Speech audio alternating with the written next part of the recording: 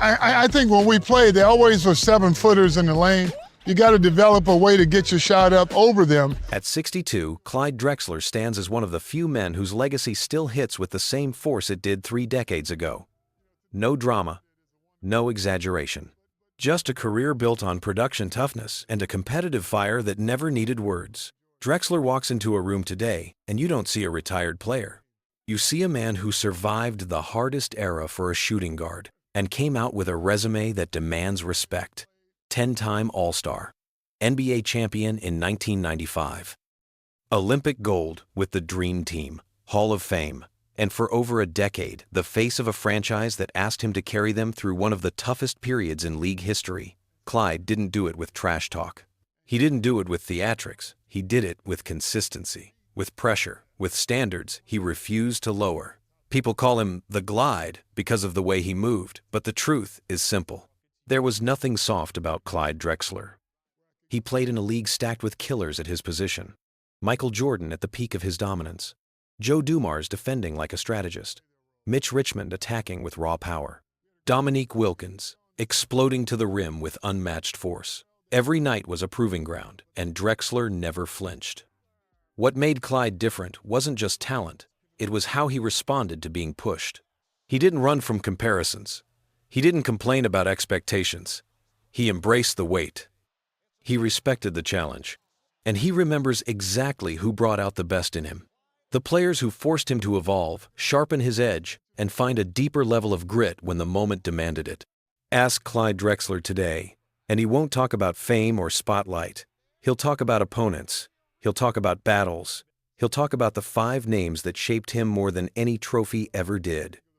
And first, we take a closer look at who he is, the man powerful enough to make rivals fear him. Clyde Drexler's story begins long before the bright lights of Portland and Houston. He was born in New Orleans and raised in Houston, where his confidence was shaped by real competition and real pressure.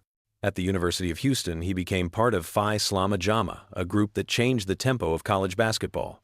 They played fast, they attacked the rim, they brought a style that matched Drexler's natural rhythm. This was where he learned that athletic gifts are nothing without discipline. This was where he earned his identity as a player who could glide past defenders and finish with purpose. When Portland drafted him in 1983, the franchise expected a star. What they got was a foundation. Drexler grew from a raw athlete into a complete guard who could score, rebound, create, and defend at a high level. He became the face of a team that returned to relevance through his leadership and consistency. Fans respected him because he never needed to sell himself. He let his game speak. By the mid-1990s, he reunited with Houston and delivered the championship that had escaped him for years. That run did more than give him a ring. It proved that Drexler had been elite from the beginning. It proved that the comparisons and pressure did not break him. They strengthened him. Ask players from that era, and they will tell you the same thing.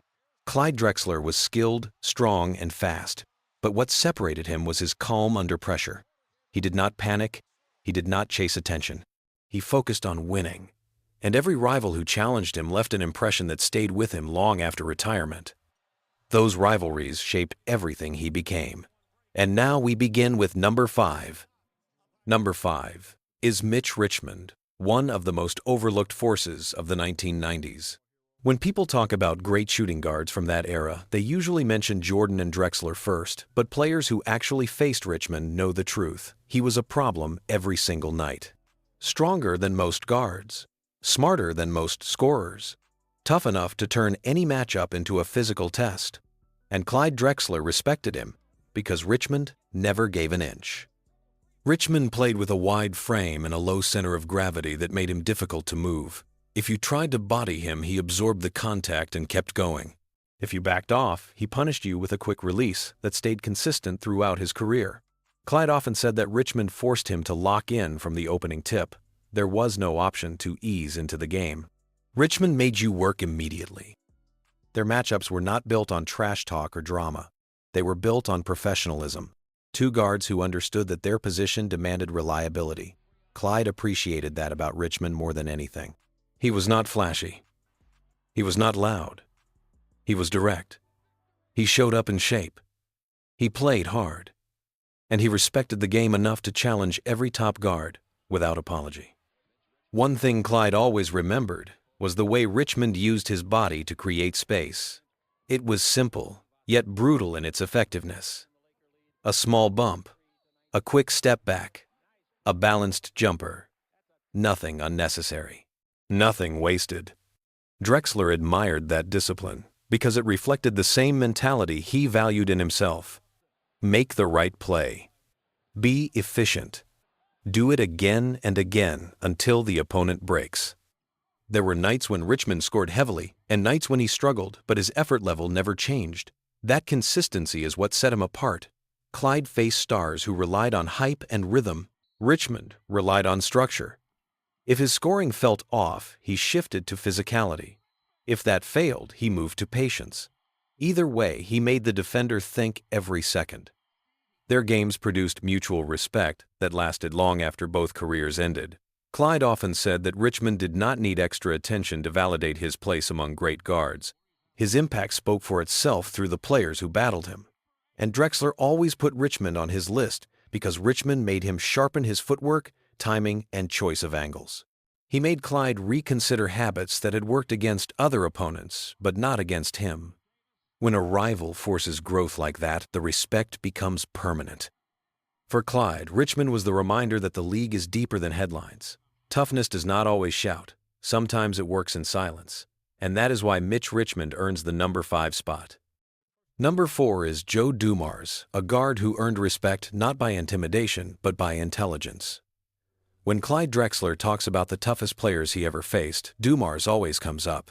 He was not the loudest guy on the floor. He was not the most athletic. Yet every superstar from that era will tell you the same thing. Joe Dumars made you think harder than anyone else. Dumars understood angles, timing, and leverage better than most defenders in league history. He did not chase you. He guided you. He used small steps to steer a scorer exactly where he wanted them to go. Clyde Drexler, who thrived on rhythm and tempo, found himself disrupted by Dumars in ways that forced deeper focus. With other defenders, Clyde could glide into his spots. Against Dumars, he had to work for every inch. What set Dumars apart was his discipline. He rarely jumped at fakes. He rarely reached. He kept his hands active, but controlled. It felt like trying to score on a shadow that always stayed in perfect position. Clyde respected that because Dumars forced opponents to rely on real skill rather than athletic shortcuts. You had to use footwork. You had to create separation with precision. You had to commit fully to every move. Their battles were shaped by the culture of Detroit during the Bad Boys era. The Pistons were physical, but Dumars was the calm center of that storm. He did not talk trash. He did not attempt to intimidate Clyde with antics. His challenge was cleaner and sharper. Play your best, or you will lose the possession. That type of quiet pressure hits harder than noise.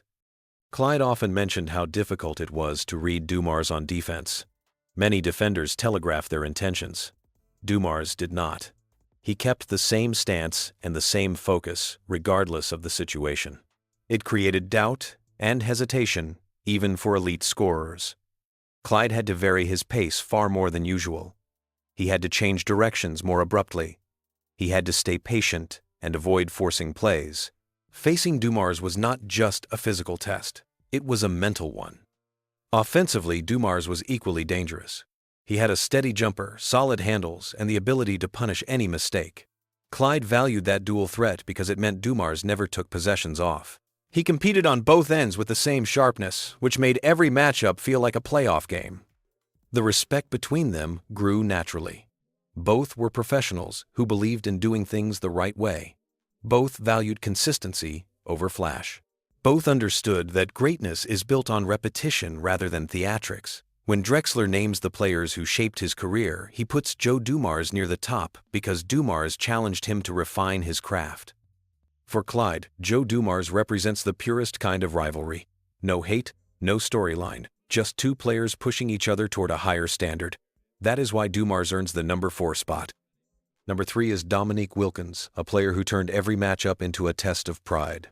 When Clyde Drexler stepped on the floor against most opponents, he could control the rhythm. Against Wilkins, there was no control. There was pressure from the first possession to the last. Dominique played with force, confidence, and a commitment to attack that demanded absolute focus. Clyde respected that intensity more than almost anything else. Wilkins was known for his power above the rim, but Clyde always said the real challenge of facing him was the drive behind those plays. Dominique never stopped coming. Miss a shot, he came again. Lose a step, he came again. Defenses could slow him for a moment, but never for long.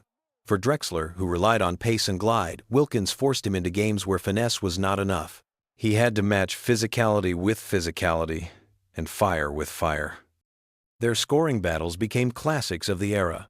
Both players could reach 30 points without forcing shots.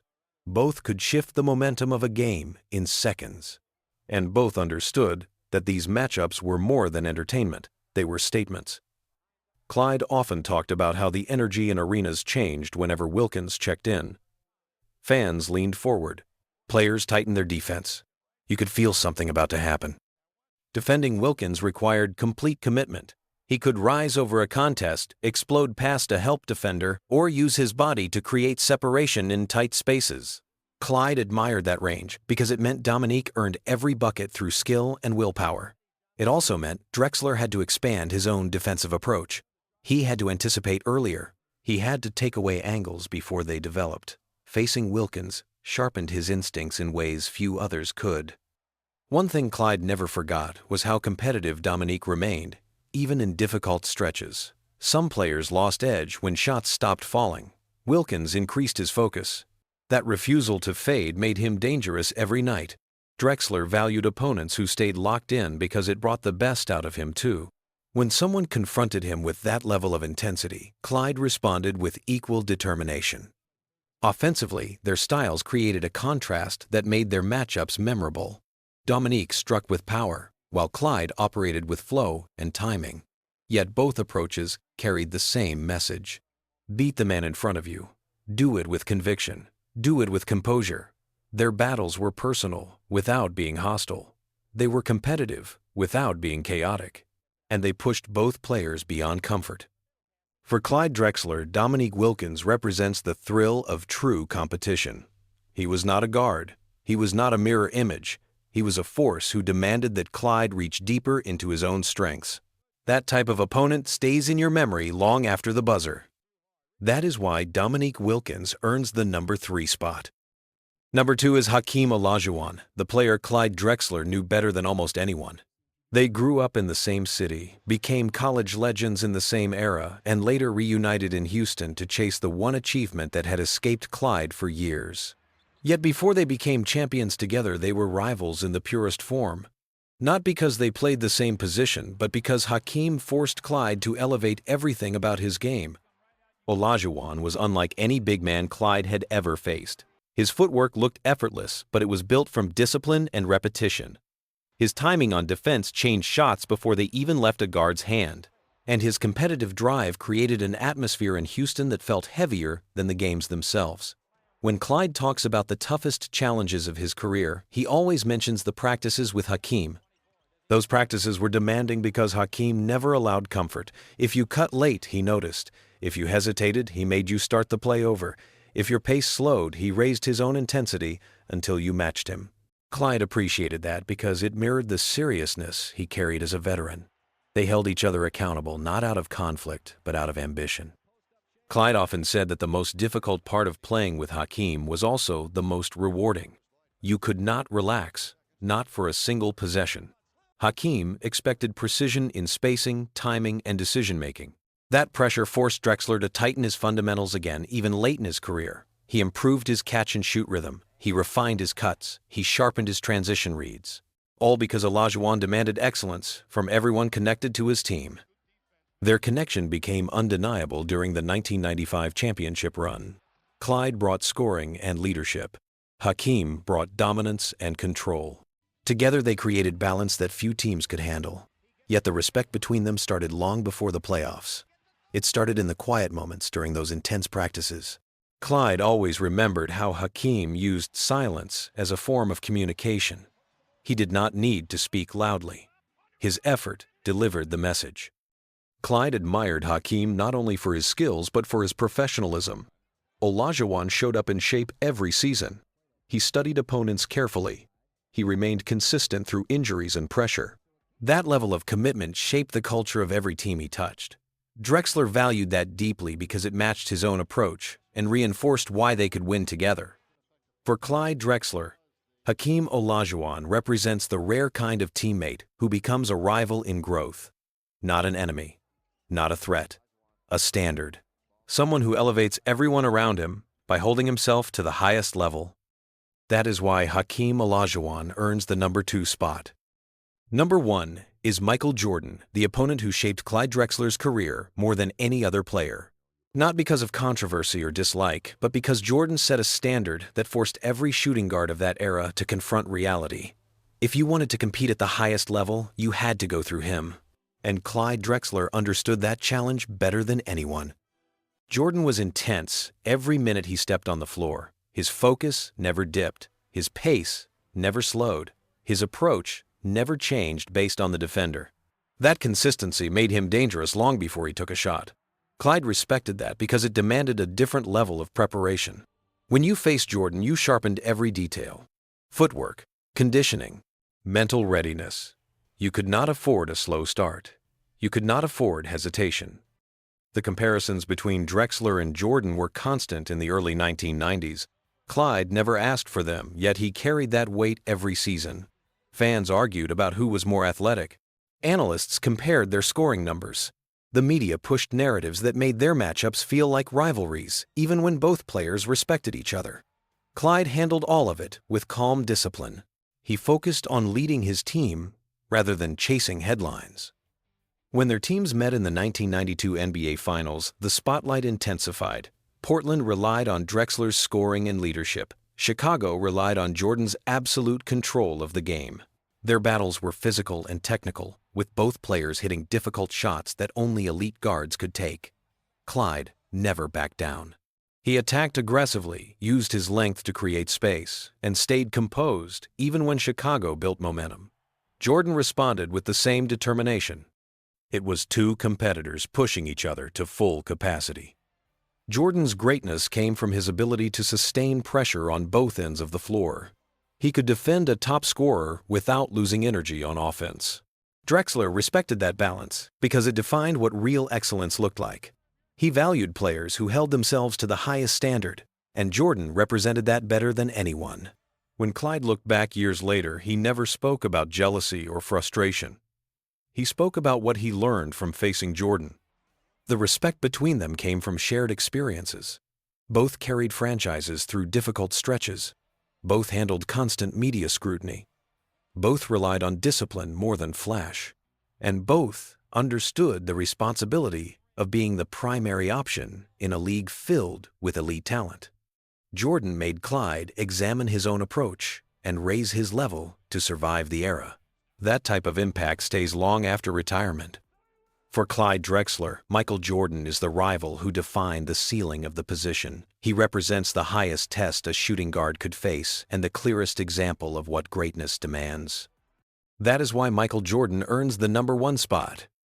Clyde Drexler's list is more than a group of names. It is a map of his journey through one of the toughest eras in NBA history.